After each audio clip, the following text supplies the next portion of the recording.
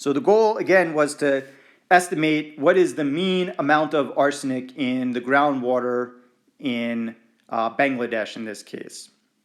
So our first guess would have been what the sample mean that we found. So this is what's called the plug-in principle, in the sense that if I don't know what the value of some parameter, we'll call it theta, is, because this applies not just to means, but to other parameters that describe a population, the best thing to do initially is to pick a sample, random sample, and calculate the relevant statistic from that sample.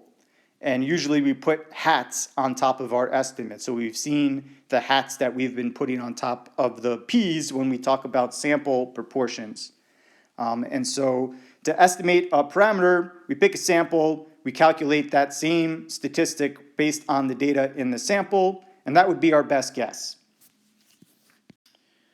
So based on the 271 samples in Bangladesh, you can check the code from the previous slide, but the mean of that sample is a little bit above 125 parts per billion. So that would be our first estimate for the value of mu.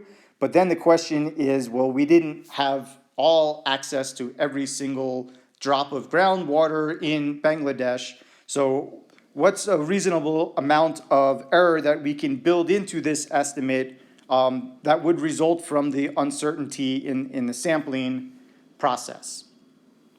So let's see what the code and the corresponding bootstrap distribution would look like for this example. So we've already loaded up the data set. We've already defined the arsenic vector. So the first line over here is taking that arsenic variable that we've already defined, and length is calculating how many values are in arsenic.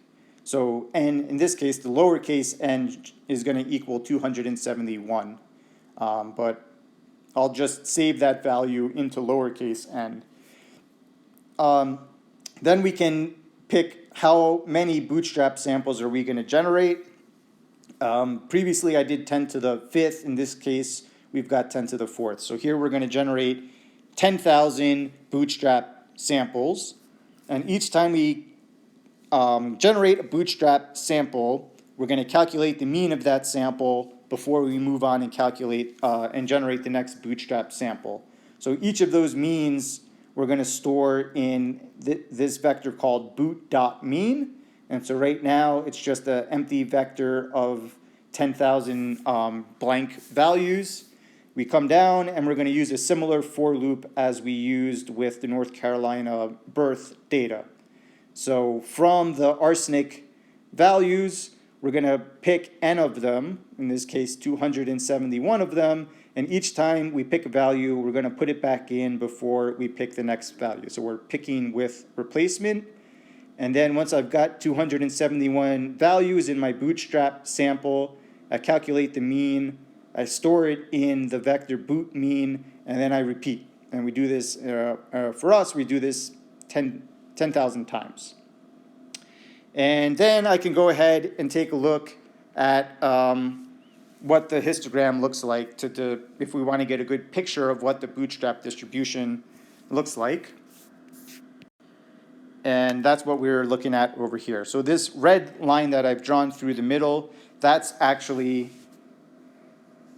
corresponding to the sample mean that we found. So what we can see here is that the center of the bootstrap distribution, in this case, is pretty close to the sample mean that we got. And now we can get some idea of how spread out the values are. And in particular, if I were to calculate, say, the standard deviation of boot.mean, so if I were to calculate the standard deviation of all of the values down here, we can use this as an estimate for the standard error of the sampling distribution. So that's why I put the little hat on top of the standard error, and that comes out to about 18.2. So now we get a sense of where's the middle of my bootstrap distribution, how spread out are those values, And these are both pretty good estimates for what we should expect from the sampling distribution that we could generate if we had all of the data in the population.